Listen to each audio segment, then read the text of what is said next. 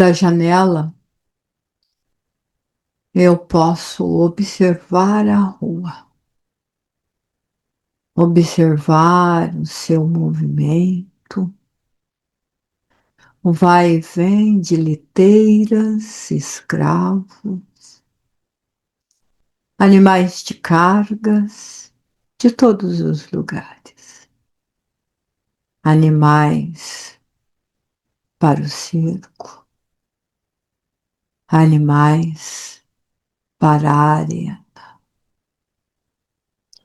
Nestas épocas festivas, as ruas ficam decoradas de pequenas faixas e fitas de sobras de tecido, como frâmulas ao vento, algumas bolinhas em formas de guiso, enfeites, no capricho de algum ferreiro, penduradas faz um murmúrio. Caniços cortados de maneiras diversas, também pendurado, faz ou imita o som que vem do vento. Assim, a rua de frente com a minha janela é um murmúrio constante. Do rio, pequenas embarcações que chegam e que saem, trazendo alimentos, roupas, especiarias e às vezes soldados feridos. Tem algumas embarcações maiores que trazem os patrícios e governadores, senadores, vestidos em púrpuras e seda, escondendo o odor do corpo em óleos finos e aromas diversos. Interessante olhar da janela todo este movimento e pensar que, por mais que desejamos ser belos, não podemos nos comparar à pelagem lisa e brilhante de uma pantera. E não temos o jeito encantadores das aves coloridas que cruzam os espaços. Tudo é melancólico e bucólico. A melancolia não vem do povo que se diverte às ruas, esperando nestes dias festivos que os reis sejam fartos em seus donativos e que os patrícios e patrícias sejam generosos nas moedas e que eles possam, assim, ter uma mesa mais farta do que o costume. A melancolia vem da minha pessoa. Eu estou melancólica à janela. Tem um vazio dentro de mim. Tem uma necessidade de respostas que não encontro nos templos vazios e nos olhares cegos dos deuses que devo adorar. Ouvi falar de homens pobres, do povo, miseráveis mesmo, que estão contando de um outro homem que foi apanhado, preso, julgado, condenado, crucificado, na verdade, mas que não tinha erros. É, isto tem acontecido em demasia no Império. Homens sem nenhuma culpa, sendo levados a julgamentos sem nexos em troca dos espólios que a pessoa pode fornecer. Verdadeiros assassinatos, crimes impunes porque são praticados pelas autoridades. Quanto tempo será que isto vai durar? Não sabemos. Gostaria muito de fazer algo, de interferir e mudar. Mas quem sou eu? Apenas uma mulher patrícia que deveria estar feliz com a sua posição, mas que o vazio e a dor, o silêncio descomunal dentro de si aguarda respostas que não vêm. Cansei de olhar para os olhos cegos dos deuses. Cansei de fazer perguntas vazias e ausentes de respostas. Talvez o meu anseio seja de mulher, alma feminina que ainda não é mãe, e talvez o vazio seja a ausência de uma pequena prole, mas eu não os desejo ter. Penso que o mundo é muito cruel para tal coisa. Talvez se vivêssemos outros tempos, poderíamos pensar na possibilidade de ter filhos. E a lei também é muito clara para uma mulher ter uma prenhez, a necessidade de ter um casamento. E eu ainda sou jovem para o casamento. Logo chegará a idade. Logo eu terei 15 anos. E estarei apta ao casamento e à gestação desejada ou não.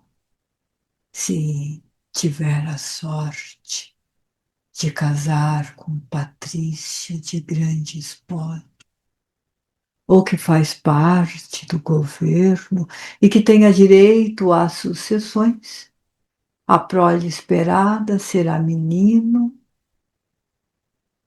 já como segmento definido de como manterá a família. Se for menina, será esquecida em algum canto da casa. A menos, é claro, que a mãe lhe tenha algum amor, algum tipo de sentimento. Talvez seja isto que me falta. Ou talvez seja isto que tenho em demasia, mas não tenho a quem oferecer. Estou em pé, olhando a janela, e de minha janela Posso ver a imensa área toda decorada, os escravos indo e vindo, como eu estou num lugar estratégico. Uma pequena torre, janelas dos quatro lados. Se olho de um lado ao norte ou ao sul, ao leste ou oeste, posso observar toda a cidade, o rio, as embarcações, as ruas, o mercado e a grande área esmerada no seu luxo e nos seus enfeites para o espetáculo da noite. Vem sucar com os meus botões, vem dizer que não sinto-me bem e que ficarei em casa. E é assim que meus pais saírem, chamo uma criada, coloco uma roupa simples e vou ao horto ouvir os profetas miseráveis que fala de um homem que foi crucificado sem dever nada. Minha criada pessoal jura pelo seu Deus que se eu ouvir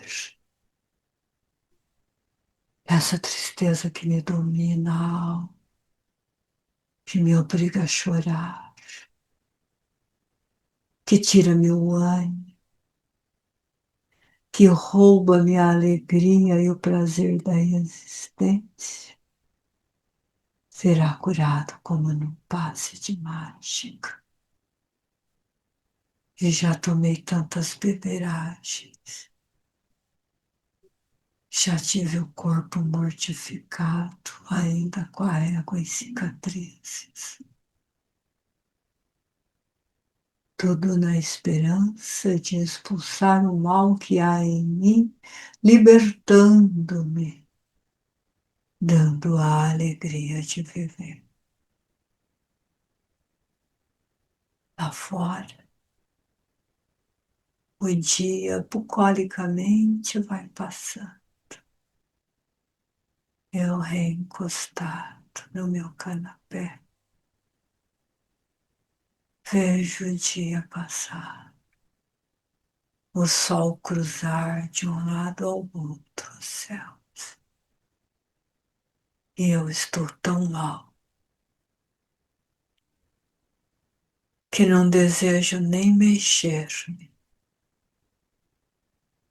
Minha mãe chegou,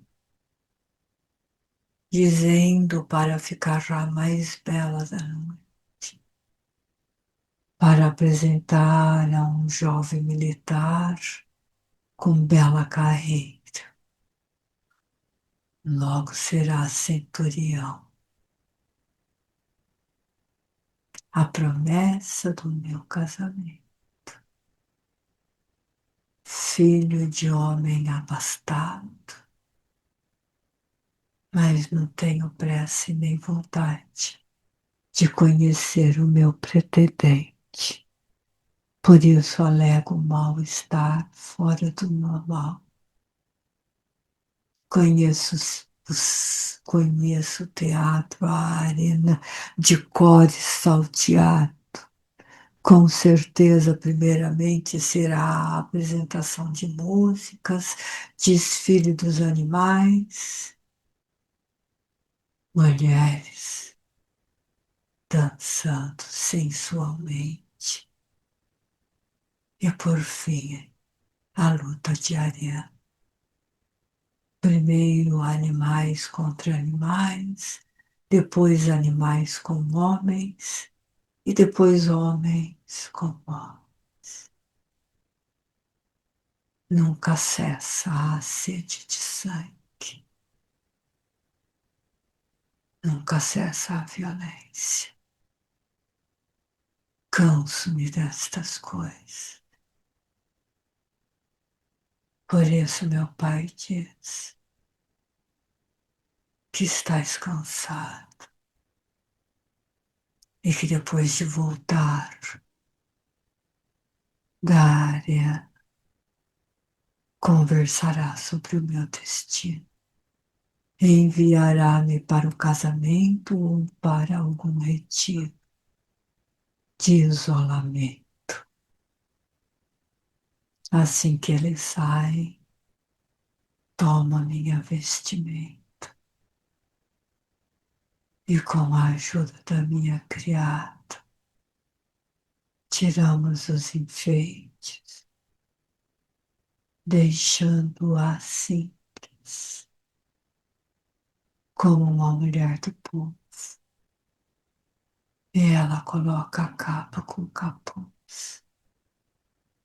E os cabelos estão presos à maneira das criadas, sem nenhuma decoração.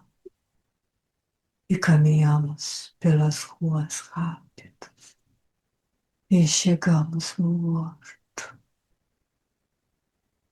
onde tem um pequeno aglomerado de homens e mulheres simples, sentados com naturalidade, e um homem de aparência simples e severa ao mesmo tempo faz um discurso, fala de como foi conviver com este mestre. Conta o seu advento, as suas histórias, suas parábolas e os seus milagres. Eu baixo a cabeça e penso, ai Senhor, se eu pudesse sentir-te a mão, as bênçãos de sua cura e livrar-me desta dor que vai à alma, que me impede de ser feliz. Continuei ouvindo com os mesmos pensamentos e então percebo um homem sentado quase ao meu lado. Olho para uns e outros preocupado por aquele homem desconhecido sentar tão perto. Parecia que não incomodava ninguém. Então ele diz com a voz mais doce: todo o universo jamais ouviu. Cecil, porque sofre, se já carreguei a tua dor. E eu senti uma paz tão grande, tão imensa, e uma felicidade tão irradiante que disse: Senhor, és tu. E ele sorri. E é um sorriso tão doce, tão iluminado, que toda dor, que toda angústia, que todo desespero e toda melancolia deixa de existir. E eu grito: Ele me tocou, ele me curou. E o jovem que contava suas histórias para um segundo e diz: Nesta noite aconteceu um milagre. o próprio Mestre curou a jovem Patrícia. Cecília, eu nunca tinha dito meu nome a ninguém. Ninguém sabia de mim, e menos ainda que era uma Patrícia. Mas ele sabia. Eu estava ali, completamente livre, completamente curada. Volto para casa e sou outra pessoa. Pego poucas roupas, deixo uma carta ao meu pai e à minha mãe, e junto com a criada, sem nenhuma moeda, seguimos a caravana dos pobres pecadores, junto com um jovem pregador, e de cidade em cidade ensinávamos, curávamos e fugíamos. Nunca mais voltei à minha cidade. Nunca mais soube do meu pai, da minha mãe. E nunca mais eu tive nenhuma só tristeza. Acolhendo e ensinando sobre o jovem profeta pobre que pregara a esperança e que curava o que neles crê e que tinha sido crucificado sem nenhum erro. Já estava entrando na madurez quando foi cercado por soldados, preso por pregar o jovem profeta que ensinava o amor. E o centurião que dava as ordens era o moço que deveria ser um esposo. Não me reconheceu devido à minha simplicidade. Foi presa e condenada a ser tocha viva na área que ficava de frente com a minha antiga janela dos aposentos de dormir. E alguns segundos antes de ser aceso ao chão, pude ver na área meu pai e a minha mãe pela última vez. E como meus braços estavam ali, joguei-lhe um beijo.